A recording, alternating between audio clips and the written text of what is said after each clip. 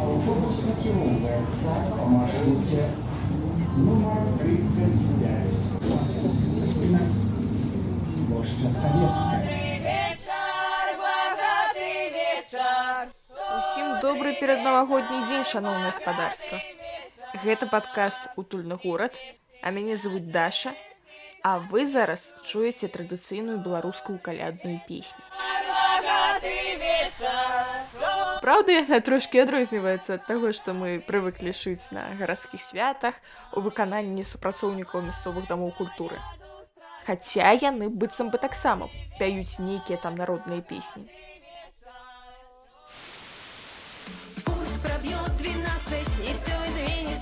А вось гэта вы пачулі фрагмент з навагодняга канцэрта віншавання ад Гродзенскага района. Ведаеце, мне заўсёды становіцца крыўдна менавіта за гэтых супрацоўніц і супрацоўнікаў культуры, бо яны ж таленавітыя людзі. У іх прыгожыя галасы, яны артыстычныя, яны трапляюць у ноты. Але што яны спяваюць, божа?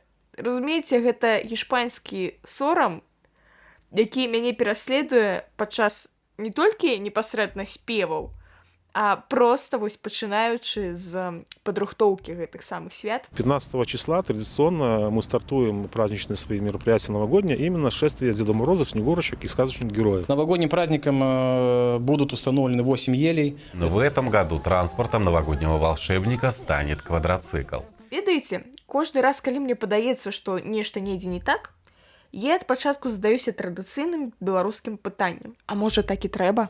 Можа, сапраўды не маюць беларусы ніякіх там іншых традыцый і спосабаў святкаваць каляды і Новы год, акрамя як 6 снягурачак, расійская папса, і Дед Мароз на квадрацыклу. І ведаеце, калі я задаюся гэтым пытаннем, я пачынаю шукаць на яго адказ. І вось што я, напрыклад, знайшла на YouTube-канале «Традыцыя». Дарэчы, вельмі раю глянуць, што за канал такі, бо ён прыўкрасны. Там ёсць відэа, якраз прысвечанае беларускім калядным традыцыям. Вось я і вам зараз прапаную паслухаць фрагмент. Для нашых людзей момант пачатку новага каляндарнага году быў вельмі важным. Гэта гаворыць Вікторыя Міхно, кіраўніца этнагурта «Гуда». Бо ў мінулым можна было пакінуць усё, што не падабалася, усё, што не атрымалася, і з новым, з чаканым пайсці далей. Самае вядомае дзейства, якое адбывалася ў часе калядаў, гэта калядаванне, калі вясковая грамада магла пераапрануцца, надзець маскі, перавярнуць кажухі поўсцю наверх, пайсці да сваіх суседзяў, абыходзілі ўсе двары, не абміналі нікога.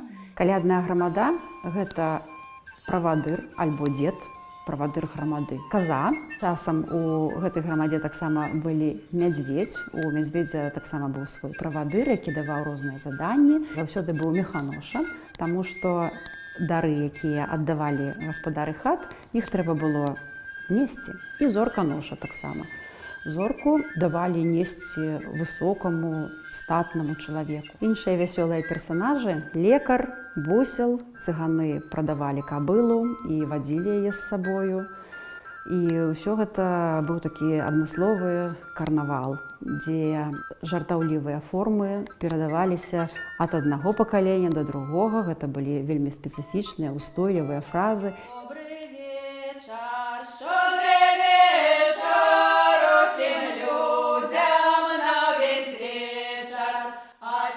Як мы бачым, 6 снегурачак і расійская поп-музыка – гэта не адзіны спосаб святкаваць каляды. Яшчэ да таго, як гэтыя самыя расійскія поп-снегурачкі з'явіліся ў свеце, у беларусаў ужо былі нейкія свае спосабы святкаваць каляды і Новы год. Але гэта ж усё сялянскія традыцыі. Можа ж быць тэарэтычна такое, што якраз гарадская культура, яна больш нагадвае ўсё тое, што мы зараз бачым падчас гарадскіх святаў. Разбяромся. Ёсць такі гісторык-даследчык Андрэй Катлярчук. І ў яго ёсць праца, прысвечаная гарадскім святам у 16-18 стагоддзі, дзе б вы думалі, на беларускіх землях. Дык вось, ён вылучае два тыпы гарадскіх свят. Афіцыйныя цырымоніі і кірмашовыя святы. Да афіцыйных цырымоній належалі ўсякія ўрачыстыя сустрэчы вышэйшых дзяржаўных і духоўных асоб. То бок, калі да вас у горад раптам завітаў кароль польскі і вялікі князь літоўскі ці які-небудзь біскуп, то варта гэта адзначыць. У час гэтых цырымоній узводзіліся трыумфальныя аркі. Дарэчы, гэта такая спасылачка да антычнай культуры. Служыліся святочныя набажэнствы ў касцёлах, або царквях, і даваліся ўсякія тэатральныя імпрэзы. Яшчэ наладжваліся гарматныя салюты і феерверкі. Так што аніякіх прэтэнзій да тых дзяцішак, якія бавяцца з петардамі ў двары. Гэта яны падтрымліваюць старадаўнюю традыцыю. Акрамя усякіх урачыстых сустрэч дзяржаўных асоб да афіцыйных святаў адносіліся асобныя цэхавыя шэсці, парады гарадскога апалчэння і ўсякія стралковыя спаборніцтва гараджан, а яшчэ рэлігійныя працэсіі. І тут варта задацца пытаннем, што такое цэх. А цэх – гэта аб'яднанне рамеснікаў, якія займаюцца адным і тым жа відам рамёстваў. Я ведаю, нешта гэта падобнае на прафсаюз у сучасным разуменні. Дык вось, гэтыя аб'яднанні якраз мелі свае сцягі, харугві, і ад часу да часу, калі ў іх было прафесійнае свята, яны маглі прайсціся з гэтымі харугвамі, каб паказацца гараджанам, якія яны файныя хлопцы. А ўсякія рэлігійныя працэсіі гэта, як вы разумееце, хросныя хады. Хто ж звычайна удзельнічаў у гэтых афіцыйных гарадскіх святах? Шмат хто. Па-першае, гэта самі рамеснікі, якія аб'ядноўваліся ў тыя цэхі. Усякія купцы, святарства, зразумела, члены магістрата, вучні школ, студэнты калегіумаў, а 17 стагоддзя яўрэйская і татарскія абшчыны. Падчас каталіцкіх свят удзел бралі, канешне, святары і вернікі, і уніяцкія таксама. То бок, як бачым, у агульнагарадскіх святах звычайна удзельнічала значная частка насельніцтва. Адтуль мы зразумеем, што ў нашай гарадской культуры ўсё ж такі гэтыя нейкія агульныя святы, яны займалі вялікае месца. Гэта не прыдумка апошніх год, і гэта не справа нейкай там прывіляванай групы. Робім выснову, гэта сапраўды частка нашай традыцыі. Акрамя афіцыйных свят, як я ўжо ўзгадала, былі яшчэ кірмашовыя святы. Дарэчы, слова кірмаш у беларускай мове значыць не толькі рынак, але яшчэ і свята, якое звязанае з гэтым рынкам, і ўсякія адпаведныя вячоркі. Падчас кірмашовага свята звычайна бываў кірмашовы тэатр, дзе выступалі скамарохі, музыканты, там была батлейка, там гуляліся ўсякія імпрэзы. Яшчэ на кірмашы можна было згуляць ва ўсякія цікавыя гульні, а яшчэ паваражыць і заняцца яшчэ шмат якімі вясёлымі справамі. Апрача мясцовых гараджан, у кірмашовым свяце звычайна удзельнічалі замежныя купцы, якія непасрэдна туды прыязджалі прадаць свае тавары, а яшчэ сяляне, якія таксама прыязджалі на кірмаш, і ўвогуле усе прадстаўнікі ўсіх сацыяльных класаў. Хто звычайна быў удзельнікамі імпрэзаў? Гэта, канешне, скамарохі, гэта мядзвезнікі, музыкі, якія граюць на скрыпцы ці на дудцы, усякія штукары, то бок акрабаты і фокуснікі, а яшчэ казачнікі, камедыянты і лялечнікі. А яшчэ на кірмашовым свяце можна было сустрэць сляпцоў. Гэта лірнікі, то бок музыкі, якія граюць на ліры, і яны выконвалі ўсякія рэлігійныя, гістарычныя, жартоўныя песні. Дарэчы, у Беларусі існавала нават школа падрыхтоўкі гэтых лірнікаў каля Турава. Гэта асобная тэма, можаце пацікавіцца. А яшчэ, канешне, на кірмаш завітвалі ўсякія студэнты-вандроўнікі, якія разыгрывалі ўсякія сцэнкі, невялікія, разлічныя на некалькі персанажаў. І зрэдку адбываліся паказы гарадскога школьнага тэатра. І, дарэчы, спектакль ішоў не на якой-небудзь там лаціне ці польскай мове, а на народнай, беларускай, што ўжо прыемна. Але ж я ўсё гэта распавядаю пра 16-18 стагоддзе. Гэта было даўно, пагадзіцеся, трэба ўсё ж такі разабраць прыклады бліжэйшыя да нашага часу. Іх ёсць у мяне. Вось, напрыклад, вытрымка з артыкулу на партале Гродна Лайф пра тое, як святкавалі Новы год у міжваенным Гродні. Гродзенскі старажыл Ежы Мар'ян Кішкоўскі, дзяцінства якога якраз ходзіцца на гэты міжваенны перыяд, успамінаў, што ў новым замку была спецыяльная елка для ўсіх дзяцей, то бок такі ранішнік. Туды праходзіў святы Мікалай з падарункамі. Заўважце, не Дзед Мароз, а святы Мікалай.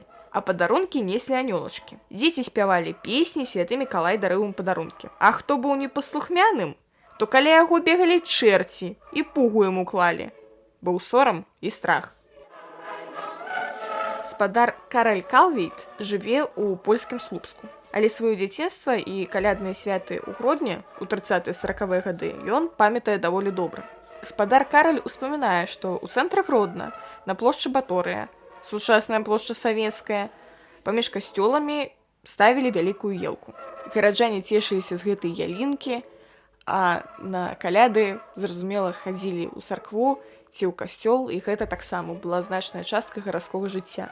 Дарэчы, у нас на Гродзеншчыне, дзе ёсць і каталікі, і праваслаўныя, і ўсе неяк мірна суіснуюць стагоддзямі, святкавалі ад пачатку адно раство, потым другое, і запрашалі адзін аднаго, і гэта было цалкам файна і прымальна. То бок, ведаеце, мне пакуль што падаецца, што ўсё ідзе даволі файна і прыгожа.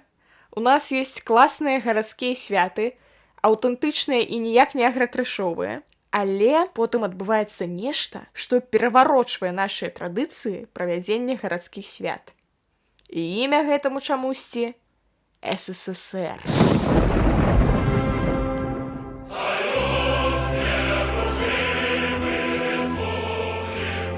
І калі я пачала шукаць нешта пра гарадскія святы ў СССР, то працяглы час не магла знайсці ўвогуле ніякай інфармацыі, а потым зразумела, што святы ў СССР гэта ж былі не зусім святы.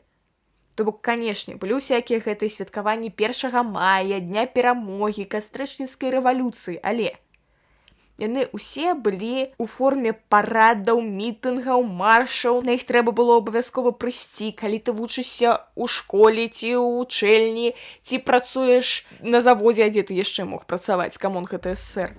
Тут ля помніка бяссмертнаму Леніну беларускі народ прадэманструе сёння сваю магутнасць, адзінства, сваю любоў і адданасць сацыялістычнай радзіме, партыі бальшавікоў, роднаму і любімаму Сталіну. То бок, зноў жа, гэта не гісторыя пра тое, што вось ёсць нейкія правайдеры святаў, якія прадастаўляюць насельніцтву паслугі, і насельніцтва такое «хачу бяру, хачу не бяру, хачу прыходжу, хачу не прыходжу». Не! Гэта быў такі элемент таталітарнага грамадства. Ты мусіш удзельнічаць у гэтых святах. І, шчыра кажучы, там ніхто не збіраецца цябе менавіта забаўляць. Леніна знамя ў рукі і маршыруй. Камандуючы войскамі беларускай ваеннай акругі генерал-палкоўнік Трофіменка прымае рапарт. Але менавіта ў Савецкім Саюзе былі закладзены ўсе гэтыя патэрны святкавання усякага гарадскога. Ну, гэта датычыцца і адміністратыўнага боку. То бок партыя сказала трэба, камсамол адказаў ёсць. У нас жа і зараз ініцыятыва зладзіць якую-кольвек імпрэзу праходзіць аднекуль адтуль, зверху, з Мінску. Ну, а вы потым на месцы робіце, што можаце. І зразумела, што ўсе гэтыя прышпілы з Дедам Марозам і Снягурачкай, а ніякім не Святым Мікалаем яшчэ чаго. З традыцыямі святкаваць на гарадскім узроўні менавіта Новы год, там, а не каляды. Усе гэтыя «я вам песенку спаю пра 5 минут», якія дагэтуль выконваюць нашыя дзеячы.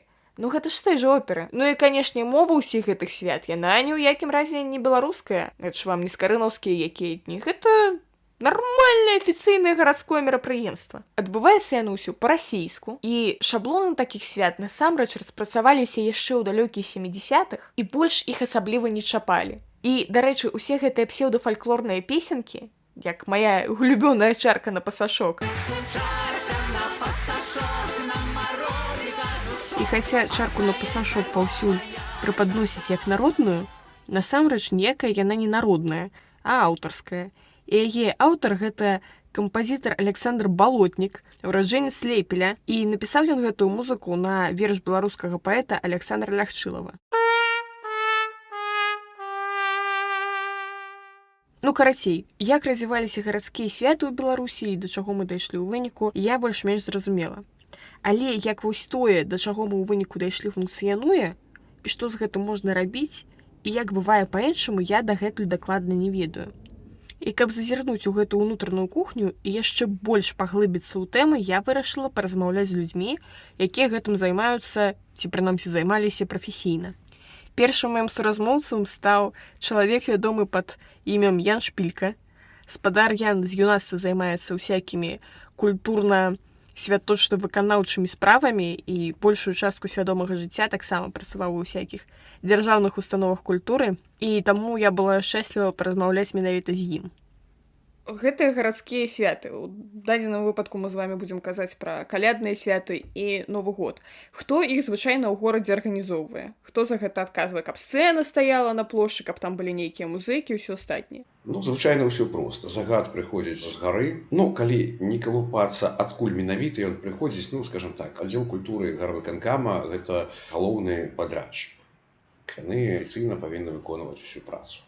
Але тым не менш, адтуль ідуць толькі загады, і зразумела, што займаюцца гэтым зусім іншыя людзі з дзяржаўных культурніцкіх устаноў. Калі браць Гародню, то там гарадскі цэнтр культуры, былы ГДК, там ёсць абласны метадычны цэнтр, на якога яшчэ час ад часу скідваюць і нейкія гарадскія мерапрыемствы, розныя дзіцячыя мастацкія школы. То бок ідзе напружванне з боку выканкама ўсіх падраздзелаў, якія можна напружыць, а ўжо далей кампетэнцыя, зразумела, яна вельмі плавая, таму што чалавек, які павінен навучаць дзетак, а яму скідваюць, напрыклад, напішы сцэнар гарадскога мерапрыемства, ды яшчэ так, каб было вау, каб гэта быў цырк дю салей, ды яшчэ і за 3 капейкі. Ёсць, канешне, штат рэжысёраў у цэнтры культуры тым жа. Будзем сумленнымі, кампетэнцыя гэтых рэжысёраў, яна пад большим пытаннем з таго, што ім самім не цікава. Шмат хто стаміўся. Стаміўся за гэтыя годы бесперспектыўнай працы за ідэю на энтузіазме, а можа нават не за ідэю, не на энтузіазме, таму што больш нічога не ўмею, куды я пойду. Разумееце, калі заробак дворніка вышэй, чым заробак нават на кіруючай пасадзе ў дзяржаўнай установе культуры, а што ўжо казаць пра шэраговых супрацоўнікаў, артыстаў, кіраўнікоў гурткоў, нават рэжысёраў, якія не могуць выжыць, не падпрацоўваючы яшчэ дні. Так, гэта зразумела. Сёння зноў жа у нас 9 мая, а ўвечары мы тамада на вяселлі. Гэта таксама распаўсюджаны від прыбытку. Да жалю, так. Ёсць такая праблема, але давайте вернемся да пытання ўсё ж такі арганізацыі свят, як гэта паступова адбываецца. Вось прыйшоў з аддзела культуры загад: арганізуйце нам навагодняе свята. Гэта перанакіравалі да нейкага рэжысёра, які сумленна працуе ў гарадскім цэнтры культуры. Што гэты рэжысёр звычайна робіць далей? Ён сядзіць і сам нешта прыдумляе, ці ён адкрывае інтэрнэцікі, капуе там першы папаўшыся сцэнарый, ці як гэта адбываецца? Скапіяваць першы папаўшыся сцэнар фактычна немагчыма, таму што большасць сцэнароў пішацца менавіта пад канкрэтную мясцовасць, пад канкрэтную пляцоўку, пад канкрэтныя магчымасці. Да жалю, у нас ідзе ўсё не ад сцэнара, а ад магчымасцяў. Таму што чалавек, які займаецца сцэнаром, ён разумее, што далёка не заўсёды мае фантазіі супадаюць з маімі магчымасцямі. Як толькі прыходзіць загад, адразу стае пытанне, з якім ніхто не змагаецца, але гэта ключавы чыннік таго, што гарадскія святы адбываюцца дрэнна. Гэта пытанне, а чым мы зноўку будзем здзіўляць людзей? Гэта пытанне, якое ставіцца нават не на ўзроўні рэжысёра, які піша сцэнар. Пытанне, чым мы будзем здзіўляць, ідзе з самай гары. Тыя людзі, якія аддаюць гэтыя загады, яны не маюць не тое, што культурніцкай адукацыі, яны не маюць агульнай эрудыцыі на ўзроўні універсітэту. Вось мы для праваздачаў мы рабілі там, у тым годзе мы здзіўлялі людзей. Так, а тут трэба здзівіць яшчэ чымсьці.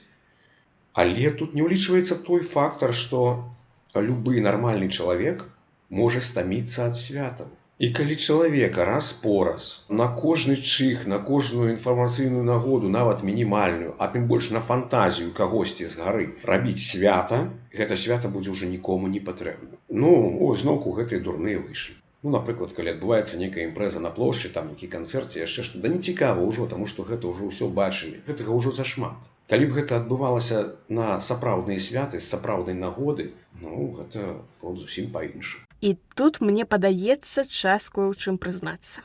Памятаеце, я казала, што не ведаю, як функцыянуюць усе гэтыя гарадскія мерапрыемствы. Гэта не зусім так. Дакладней, я сапраўды ніколі не мела ніякага прадстаўлення пра нейкія інсайды, не займала ніякіх пасад, я не ведаю, хто там каму аддае захады, як выдаткоўваюцца сродкі, але сваё юнацтва я сапраўды правяла ў адным цэнтры культуры. І на правах чалавека, які там бавіць шмат часу, але не атрымлівае грошай, я сябравала з усякімі мясцовымі супрацоўнікамі. Дык вось, аднойчы я, напрыклад, запыталася ў такога штатнага рэжысёра, рэжысёркі дакладней, чым яны займаюцца, калі няма ніякіх святаў. І яна сказала, а ў нас не бывае такога, каб не было ніякіх святаў. Сапраўды, калі няма нейкіх вялікіх, заўважных нам свят, няшчасныя працоўнікі культуры мусяць літаральна раз на тыдзень ладзіць нейкія там дні будаўніка, дні працаўніка ЖКГ, дзень медыка, дзень настаўніка, дзень таго, дзень сяго і карацей. Вы, можа, нават і не заўважаеце, а мерапрыемствы гэтыя ладзяцца з зайздроснай рэгулярнасцю. Ну і зразумела, з якой Наш якасцю. умоўны рэжысёр сядзіць і ламае патыліцу сабе, а як я буду здзіўляць у гэты раз. Бюджэт мне напісалі вось адзін. У гэты бюджэт не ўлазіць ні гэта, ні тое, ні сёе. А трэба ж яшчэ там нейкія строі прыдбаць ці запрасіць нейкую зорку. Сцэнар пішацца менавіта ад магчымасцяў. Ну так, каб спадабаўся у выканкаме. Ёсць спробы, канешне, нешта змяніць, нешта ўставіць такое цікавенькае, але яны настолькі слабыя, што гэтага амаль не атрымліваецца ні ў каго і ніколі. Ёсць велізарная праблема для нашай беларускай культуры у тым, што ніхто не ведае з тых, хто гэтым займаецца, што гэта за звер такі беларуская культура. Па-беларуску размаўляць не шмат хто можа. Калі бярэм любое свята, ідуць тыя самыя старыя савецкія наратывы, застаюцца толькі вось самыя прымітыўныя захады, якія можна зрабіць. Канешне, ёсць спробы змяніць там формы, там той ж самы марш Дзедаў Марозаў.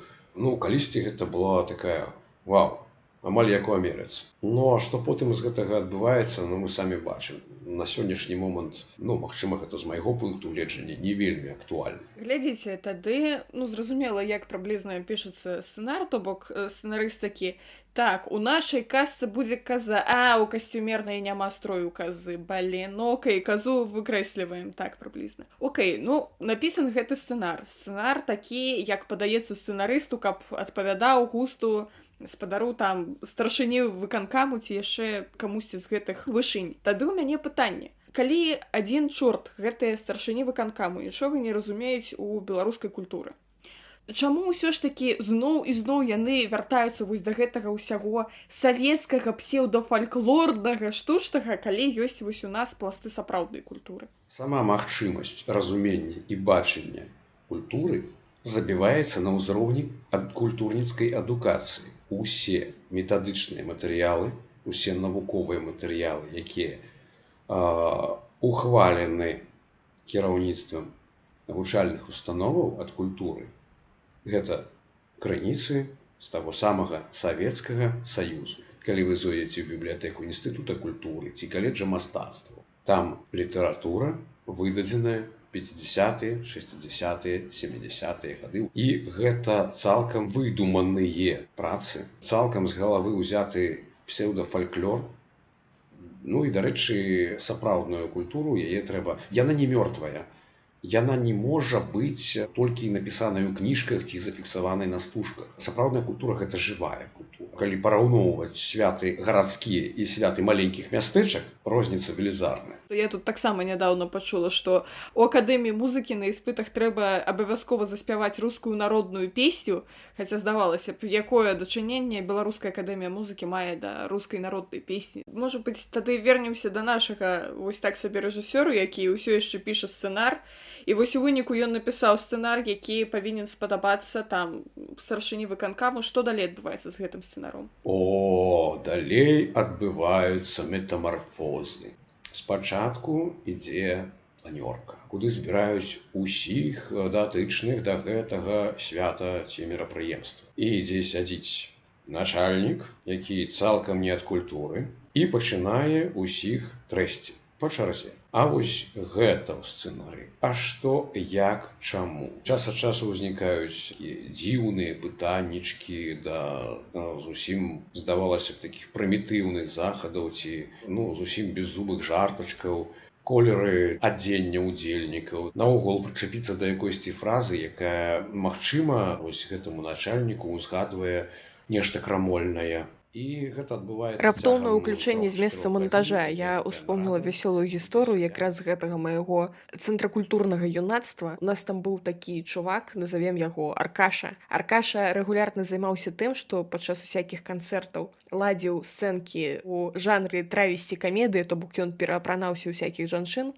І падчас аднаго свята ён мусіў гуляць такую уладальную, моцную жанчыну, якую звалі Аркадія Васильевна, таму што сам наш Аркаша быў Аркадій Васильевич. І ўсё бы добра, але на этапе ўзгаднення сцэнара імя Аркадіі Васильевны патрабавалі замяніць на Марванну, таму што ў адной высокай начальніцы з нейкага там чарговага аддзелу якраз было імя па бацьку Васильевна.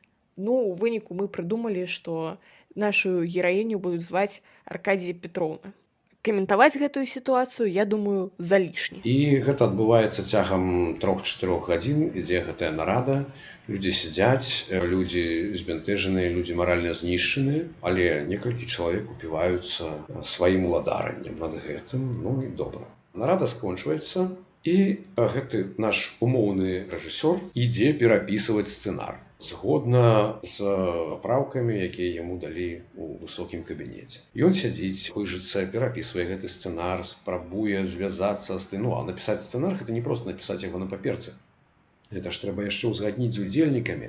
Сцэнар некага мерапрыемства — гэта шмат удзельнікаў, якія ці могуць, ці не могуць, могуць на такіх умовах, могуць на іншых умовах. Ну і вось рэжысёр зноўку ўсё гэта чоркае, зноўку з усімі звязваецца, папраўляе пляны туды-сюды і па-рознаму. А потом што? Прыходзіць новы бюджэт. Чвэрць сродкаў некуды дзелася. То бок спачатку ён быў такім, а потым бац, чвэрці сродкаў няма. Мышы з'елі. Ці мышы з'елі, ці бухгалтэрыя пералічыла нешта не так, ну, чорт яго ведае. Таямніца гэта, яна адвечная у постсавецкай прасторы. І гэта зноў нагода дзеля таго, каб пісаць, правіць і нешта перапрацоўваць. Зноўку гэта ідзе, там і ўзгадненне з удзельнікамі, таму што рэзка падаюць магчымыя выплаты магчым артыстам. І калі гэты этап адбываецца, ідзе зноўку нарада ў выканкаме. І зноўку ўсе сядзяць і слухаюць, якіх распінаюць, і зноўку адбываецца ўсё наноў. І такіх этапаў з нарады, з папраўкаў сцэнара і рэалакацыі бюджэту, іх этапаў 3-4 адбываецца на падрыхтоўцы да мерапрыемства. І непасрэдна на падрыхтоўку менавіта мерапрыемства вось фізычную, то бок калі трэба ўжо ўсё распланаваць, прывесці, настроіць, атрэпетаваць нешта, амаль не застаецца часу. Па выніку, ну, мы ўсе бачым, што адбываецца ў нас у горадзе. Зразумела. Карацей, мне падаецца, што мы з вамі зараз дагаварыліся да таго, што ў нас праблема палягае ў адукацыі, якая цалкам савецкая і неякасная, па-першае, і па-другое, што займаюць кіруючыя пасады людзі, якія нават такой адукацыі не маюць, а яны ўвогуле там вучыліся на аграномаў пры ўсёй павазе да гэтай сумленнай прафесіі. Дык вось, у мяне пытанне, вось калі не падыходзіць так, што трэба перабудоўваць усю сістэму адукацыі, зразумела, трэба. Але калі гэтага не рабіць, вось проста зараз, што бы вы маглі параіць, чтобы неяк павярнуць гэтую сітуацыю да лепшага? Павярнуць гэтую сітуацыю да лепшага ёсць некалькі шляхаў, на мой погляд. Кожны паасобку яны не працуюць. Адзін з шляхоў — гэта адукацыя. Гэта рэформа ўсёй адукацыі. Ну і пры гэтым, скажем так, стаўленне таго, што кожны павінен рабіць сваю справу. Калі ёсць, напрыклад, рэжысёр ці сцэнарыст, ён і наняты на гэтую працу менавіта дзеля таго, каб пісаць сцэнары і рэжысыраваць гэтыя святы. Ён мае адпаведныя кампетэнцыі, але яго кампетэнцыі не каштуюць анічога, калі падыходзіць час размаўляць з кіраўніцтвам. А гэта кіраўніцтва наняло гэтага чалавека, каб ён гэта рабіў. Ну дык навошта? Кожны адказвае за сваю справу.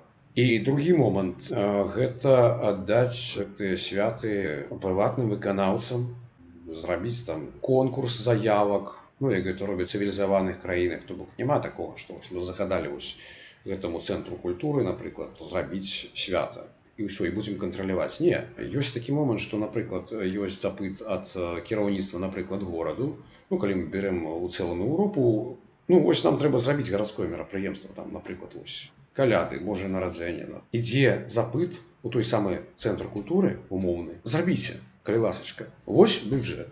І тады ўжо цэнтр культуры шукае там прыватных выканаўцаў. Бо там няма сваіх, яны там не патрэбныя. Ну, не патрэбныя ў нармальных рынкавых умовах трымаць бязмежныя штаты невядома каго. І сэнс у тым, што ёсць два падыхода да гарадскіх мерапрыемстваў агулам у свеце. Ці гэта цалкам аддаецца на прыватную сферу, ці гэта ўжо фінансуецца з боку бюджэта. Не, магчыма, ёсць шмат прыкладаў, дзе людзі нават з камерцыйным падыходам да свята робяць нешта на энтузіазме, на імпэце.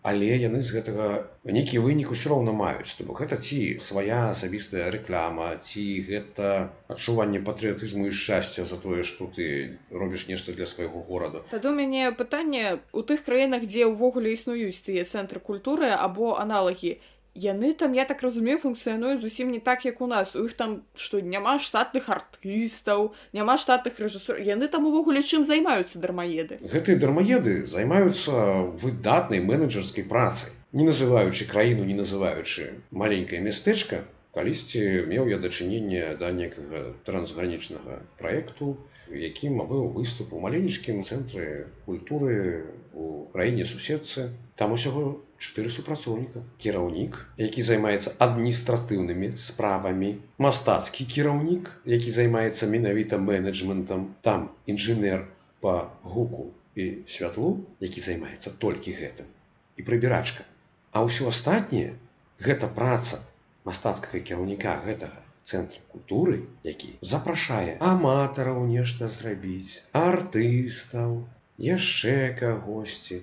Яму не трэба трымаць там штат супрацоўнікаў, дастаткова нармальна арганізаваць працу з тымі, хто хоча на сцэну. То бок аніякага хора ветэранаў і аніякіх там сталых кіраўнікоў хора, дзіцячага гуртка, яшчэ кагосьці няма. Ёсць проста людзі, якія хочуць гэтым займацца, і яны неяк гэтым займаюцца. У нармальным стаўленні да культуры той самы хор ветэранаў, ці дзіцячы тэатральны гурток, ці яшчэ нешта. Гэта не абавязак.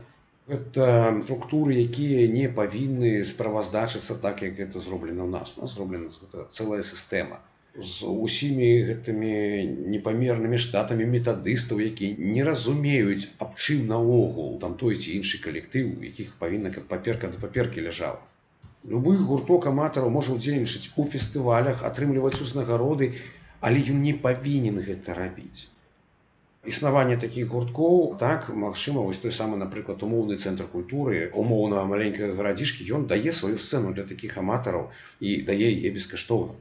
Дзеля таго, што на гэты цэнтр выдзяляюцца дзяржаўныя бюджэты, дзеля гэтага ён і існуе, як вось такі цэнтр культуры, куды можа прыйсці чалавек, які прагне развівацца ў культуры і развівацца. І крыніцы фінансавання іх могуць быць розныя, як самафінансаванне, магчымасць недзе удзельнічаць у фестывалях, атрымліваць узнагароды, як спонсарская падтрымка, таму што ва ўмоўнай Еўропе гэта нашмат прасцей. Ну, я так разумею, у прыўкрастай Беларусі будучыні мы дойдзем да таго, што ўвогуле цэнтры культуры будуць абвяшчаць: падавайце заяўку на грант, мы вам будзем выдаткоўваць грошы, толькі прыходзьце і рабіце нешта ў нашых сценах. Ну так, то бок яны павінны пераўтварыцца ў нармальныя такія арт-рэзідэнцыі, хай і дзяржаўныя, хай там з абмежаванымі магчымасцямі, але тым не менш. У гэтым іх сэнс. А калі арт-рэзідэнцыя пераўтвараецца ў арт-канцлагер... Ну, атрымоўваецца то, што атрымоўваецца. Атрымоўваецца лагерны канцэрт на галоўнай плошчы горада каля Яўлачкі. Ну так, безумоўна.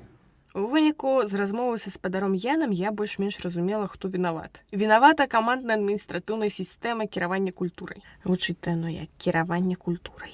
Мы з вамі нават паглядзелі, што з гэтым тэарэтычна можна зрабіць, але я хачу для самой сабе як бы зразумець не толькі тое, як трэба перабудаваць усю сістэму, каб яна была падобнай да еўрапейскай. Я хачу паглядзець на сітуацыю не ў такім маштабе, а больш наблізіцца да низавога ўзроўня і зразумець, як па кроках мусіць адбывацца арганізацыя якаснага мерапрыемства. І я знайшла одну вядомую менеджерку, якая якраз прафесійна займаецца арганізацыяй усякіх розных беларускіх культурніцкіх мерапрыемстваў. І вырашыла дапытаць гэтую менеджерку, як уласна яна гэта робіць. Меня зовут Ирина Павлович. Я предпринимательница, продюсер и блогер. Мой блог, дарэчы, можна знайсці пад назвай «Купляйце беларускае» ў інстаграме. Ірына за сваё жыццё арганізоўвала шмат розных культурных мерапрыемстваў. Ад этнаграфічных экспедыцый да ўсякіх канцэртаў і фестываляў. І, як сама кажа, рабіла гэта заўсёды з прадюсарскай перспектывы. Гэта значыць арыентаванасць на вынік для ўсіх бакоў. Для ўдзельнікаў, арганізатараў, партнёраў, гасцей мерапрыемства. Зразумела, а вы скажыце, калі ласка, калі мы возьмем нейкія гарадскія святы, якія звычайна ладзяцца там ва ўсіх гарадах, усе гэтыя дажынкі, 9 мая, Новы год, канешне ж. Вы, напэўна, знаёмыя з такімі мерапрыемствамі, праўда? Так, я знаёмая з такімі мерапрыемствамі. У мяне з дзяцінства моцнае ўражанне, што гарадскія святы ў Беларусі гэта маштабна і крута. Я памятаю, што я бацькам усе вушчы некалі пражужджала, калі мне было гадоў 7, што я хачу на парад. Не памятаю, ці на дзень перамогі, ці на дзень незалежнасці, але я бачыла гэтую рэкламу па тэлебачанню і прама вельмі хацела, каб мяне па ўсёй праграме бацькі адвезлі. Крыху пазней, у падлеткавым узросце, я шмат наведавала гарадскія мерапрыемствы. Былі рэчы, якія мне падабаліся, гэта хутчэй асобныя элементы. Аднак агулам, калі казаць пра народныя гулянні, пра праграму мерапрыемстваў, я ўжо памятаю, у свядомым узросце было адчуванне, што гэта ўсё нібыта бы не для мяне, і нібыта бы я не той чалавек, які мусіць удзельнічаць. А як вы думаеце, для каго гэтыя мерапрыемствы, калі не для гараджан, уласна? Фармальна яны для гараджан, аднак фактычныя крытэрыі якасці выніку гэтых мерапрыемстваў яны не заўжды адпавядаюць вось гэтым фармальным крытэрыям. Эмацыйна і з гледжання выніку, які яны даюць гараджанам, яны таксама мусяць быць для гараджан. Тут ёсць разыходжанне менавіта з-за памылак, якія дапускаюцца падчас арганізацыі, і не проста нейкіх памылак, але падыхода агулам да гарадскіх мерапрыемстваў. Калі казаць непасрэдна пра памылкі, магу вызначыць 4, але яны так вельмі шчыльна пераплеценыя паміж сабой і агулам у падыходзе справа, а не ў нейкіх канкрэтных дзеянняў. Калі выкрэсліць адну памылку і не зрабіць яе, але зрабіць іншае, гэта дасць мала выніку. Тут хутчэй справа пра падыход. Першая памылка – это арганізацыя па праграме і па прадвызначанасці, а не па патрэбам мэтавай аўдыторыі. Калі, напрыклад, прыходзіць указ, што трэба арганізаваць свята, і насамрэч арганізатары абсалютна адарваныя ад сваёй аўдыторыі на гэты момант і не ведаюць, ці нам патрэбны Новы год з Дзедам Марозам і Снегурачкай у гэтым месцы, альбо з Санта-Клаусам. Другая памылка, якая нават не вынікае, а папярэднічае гэтай першай, гэта адсутнасць прадюсерскай маркетингавай працы, адсутнасць даследавання мэтавай аўдыторыі яе патрэбаў. У мяне быў досвед арганізацыі мерапрыемстваў у Лодзі. Я арганізоўвала тут і гарадскія мерапрыемствы фармату акцыя, і канцэрты для беларусаў, беларускіх гуртоў. І мая справа была прыцягнуць аўдыторыю, арганізаваць саму падзею, зрабіць так, каб яна была патрэбная, каштоўная, і гэта атрымлівалася. Дзякуючы даследаванню мэтавай аўдыторыі, разумення, што патрэбна, якія аспекты гэтага канцэрта можна асвятліць, што менавіта заахвоціць людзей у ім паўдзельнічаць. Трэцяя памылка, на маю думку, гэта фармалізацыя, ініцыятыва зверху, а не знізу. Мясцовае кіраўніцтва атрымала ўказ рабіць мерапрыемства, і яго трэба зрабіць і прадаставіць адчот, замест таго, каб падумаць, як адаптаваць такое мерапрыемства альбо зрабіць крыху іншае са сваёй ініцыятывы для сябе ў першую чаргу і для сваёй аўдыторыі. Чацвёртае – гэта прынудзілаўка, абязалаўка, якая ідзе ўжо ад гэтых мясцовых арганізатараў І, канешне, тут з'яўляецца боль і шмат флэшбэкаў са школы, калі трэба было пэўную колькасць людзей адправіць на парад, адправіць на спектакль. Такія дзеянні, такі падыход падрывае напроч аўтарытэт і лаяльнасць да арганізатара. І, можа быць, у наступны раз штосьці класнае і хацелася б зрабіць. Але аўтарытэт падрываецца менавіта вось з-за такога падыхода, і ўжо веры ніякай няма. Ведаеце, мне ўвогуле падаецца, што гэта нешта на ўзроўні там умоўных рэфлексаў ці нейкіх псіхалагічных траўм. Калі мяне, галодную і стомленую, пасля урокаў прымушалі кудысьці там да чорта на кулішкі ідці, у той дом культуры, на нейкі непатрэбны мне канцэрт. Ну, зразумела, што ў наступны раз, калі той дом культуры будзе ладзіць нават нейкае патэнцыйна цікавае мне мерапрыемства, я туды не пайду. Дзякую вам, але я памятаю, як вы мяне там катавалі. А памятаеце, я запыталася ў спадара Яна Шпількі, што перашкаджае арганізатарам мерапрыемстваў рабіць, ну, прынамсі, не ўсю гэтую весялуху з саладухай, а штосьці вось сапраўднае, фальклорнае, аўтэнтычнае. Так вось, спадарня Ірына лічыць, што калі б нават нейкім цудам гэта сапраўднае фальклорнае і адбылося, карысці ў гэтым было б не шмат. Я шмат кажу пра падыход і пра маркетингавы, прадзюсарскі бок арганізацыі мерапрыемстваў больш, чым пра змест, таму што падыход вызначае змест. Нема абсалютна ніякага сэнсу казаць, што нам трэба ўкрасіць ялінку так, а не так, правесці дажынкі так, а не так, там, напрыклад, у народным стілі, а не ў стілі агратрэш, запрасіць сапраўдную фальклорную музыку, а не агратрэш, таму што ў гэтым сэнсу ніякага, калі падыход такі ж. Будзе фальклорная музыка, па-іншаму упрыгожаная ялінка, аднак всё тая ж прынудзілаўка і ўсё тое ж нікому не патрэбнае мерапрыемства. Зразумела вас. А давайте цяпер па кроках вызначым, як зрабіць так, чтобы ўсё-таки у нас атрымалася добрае і файнае мерапрыемства, а не агратрэшовая прынудзілаўка. Давайте уявім сабе, што я, о боже ж ты мой, гродзенскі гарадскі выканаўчы камітэт, і я звяртаюся да вас, кажу: спадарня Ірына, нам патрэбная ваша экспертыза, калі ласка, мы нічога ні ў чым не разумеем, арганізуйце нам, калі ласачка, навагодняе свята. Што вы будзеце рабіць па кроках?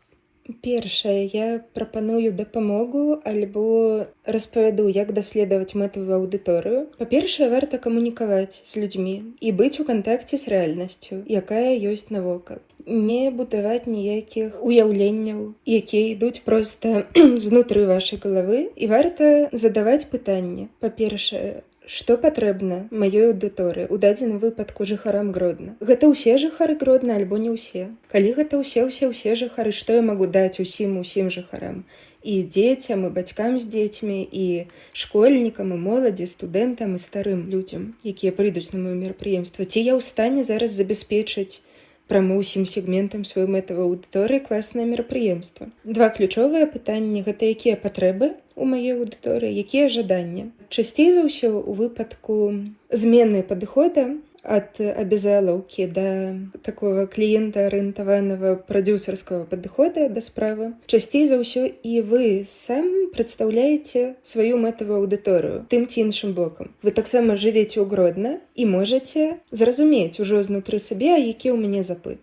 Вось чэсна, асабіста, якое мерапрыемства я б хацела з гэтага пабудаваць гіпотэзу, спраўдзіць яе праз камунікацыю з жыхарамі. Гэта можа быць у рознай форме. Можна правесці апытанку ў нейкім мясцовым чаце, у нейкай групе, ў кантакце, асобна сярод супольнасцяў, студэнтаў, моладзі, школьнікаў, альбо на вуліцы нават. Другое важнае пытанне — гэта ці рэальна патрэбны менавіта гэты канцэрт, менавіта гэтае мерапрыемства. Калі я ў сваёй галаве наўяўляла, што жыхарам Гродна патрэбны канцэрт беларускіх рок-выканаўцаў, прама ўсім жыхарам Гродна, магчыма, я памыляюся, варта пасумнявацца і падумаць, а што рэальна трэба. А трэцяе — гэта я акрэсліла гэта як камерцыйны шлях мерапрыемства, але важна разумець, што гэта датычыцца не толькі продажы за грошы, але ўзаемавыгады, ўзаемакарысці, якая адбываецца падчас такога мерапрыемства. Важна, каб усім бакам, партнёрам, удзельнікам, арганізатарам была карысць. Ці гэта прасоўванне, ці гэта задавальненне, ці гэта эмоцыя, ці гэта камунікацыя, нетворкінг, ці гэта матэрыяльны абмен каштоўнасцямі. Выгада мусіць быць, і гэта лёгка бачна, калі пачынаеш далучаць да мерапрыемства, да арганізацыі мерапрыемства, партнёраў з боку мясцовых ініцыятыў, супольнасцяў, бізнесаў. І чэсна кажаш, напрыклад, я не магу заплаціць. Што я магу даць вам каштоўнага? Што нашае мерапрыемства дасць вам каштоўнага? Яго арганізацыя, чым яна вам карысна. Тады гэтая пляцоўка, там, кавярня альбо клуб кажа: мы бы хацелі, каб вы прасунулі нас, каб усе беларусы Лодзі альбо усе студэнты Гродна прыходзілі да нас і лічылі, што наш клуб найлепшы ў Гродна. І тады ты ўжо думаеш, як арганізатар, як прадзюсер, як я гэта прасуну для іх за тое, што яны даюць мне. Калі падлучаць сапраўды шмат мясцовых ініцыятыў, мясцовых партнёраў, бізнесаў, асобаў, блогераў, каго заўгодна, але з супольнасці менавіта жыхароў Гродна да арганізацыі мерапрыемства, сапраўды адбываецца